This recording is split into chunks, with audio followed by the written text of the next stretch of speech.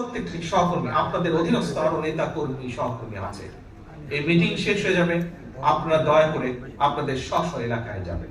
যে সকল নেতা কর্মী আজকে এখানে উপস্থিত হতে পারেননি, তাদের প্রত্যেকের কাছে আমার এই নির্দেশনা, আমার এই আদেশ, আমার এই পরামর্শগুলো পৌঁছে দিবেন। এবং শুধু পৌঁছে দিলে চলবে না, পৌঁছে দিলে শুধু চলবে না, কথা দিলে বা বললে শুধু চলবে না, কাজে পরিণত করতে হবে এই কথাগুলোকে। যে নির্দেশনাগুলো দিয়েছি, যে পরামর্শগুলো দিয়েছি, দয়া করে এগুলোকে বাস্তবায়নের জন্য পদক্ষেপ গ্রহণ করুন। দয়া করে এইগুলোকে বাস্তবায়নের জন্য পরিকল্পনা গ্রহণ করুন।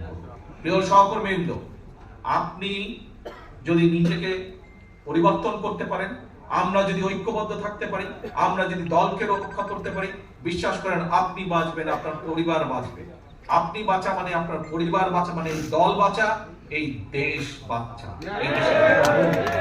কাজে প্রিয় সহকর্মীবৃন্দ, মনে করবেন না যে আপনি একজন একক ব্যক্তি, আপনি একটি বিশাল শক্তি। কিন্তু সেই শক্তিকে, সেই শুভ, সেই সৎ শক্তিকে আপনাকে কাজে লাগাতে হবে দেশের সাথে, মানুষের সাথে, দলের সাথে।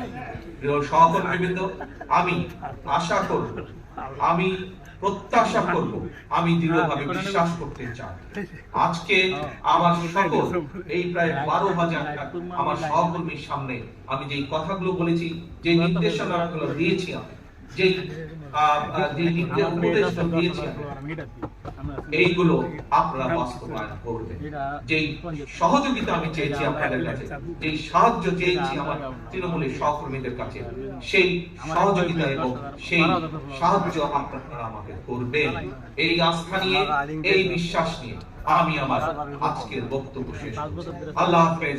বাংলাদেশ জিন্দাবাদ, বাংলাদেশ জাতীয়তাবাদী দল জিন্দাবাদ।